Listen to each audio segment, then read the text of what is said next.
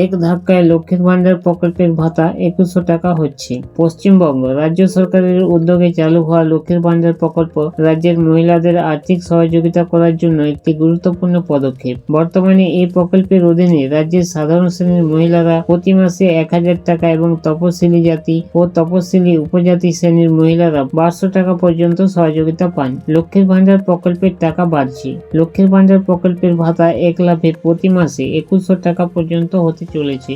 যদিও এই বিষয়ে এখনো সরকারিভাবে কোনো রকম ঘোষণা করা হয়নি, তবে রাজ্যের মহিলাদের মধ্যে ভাতা বৃদ্ধির সম্ভাবনা নিয়ে উদ্বেগ দেখা গেছে। কাদের জন্য প্রযোজ্য? লক্ষ্মীর ভান্ডার প্রকল্পের এই বাড়তি ভাতা পাওয়ার জন্য কিছু শর্ত পূরণ করতে হবে। সেগুলি হলো বার্ষিক আয়ের সীমা। যেসব মহিলাদের বার্ষিক আয় 2,10,000 টাকার মধ্যে বা 2,10,000 টাকার কম, শুধুমাত্র তারাই ভাতা পাবেন, এই বাড়তি ভাতা পাবেন। ডকুমেন্ট জমা দেওয়ার প্রয়োজন। উপযুক্ত ডকুমেন্ট জমা দিতে হবে। উপযুক্ত ডকুমেন্ট জমা দিয়ে নিজেদের আর্থিক অবস্থা প্রমাণ করতে হবে, তাহলে এই বাড়তি ভাতা পাওয়া যাবে। কবে থেকে কার্যকর হবে? অনুমান করা হচ্ছে 2026 সালের বিধানসভা নির্বাচনের আগে লক্ষ্মীর ভান্ডার প্রকল্পের ভাতা বৃদ্ধি কার্যকর করা হতে পারে। যদিও এই বিষয়ে নির্দিষ্ট তারিখ এখনো চূড়ান্ত করা হয়নি, তবে সরকার এই বিষয়ে দ্রুত সিদ্ধান্ত নিতে পারে বলে মনে করছেন রাজনৈতিক মহলের আধিকারিকেরা। মহিলাদের প্রতিক্রিয়া। লক্ষ্মীর ভান্ডার প্রকল্পের আওতায় ভাতা বাড়ানোর খবর রাজ্যের মহিলাদের জন্য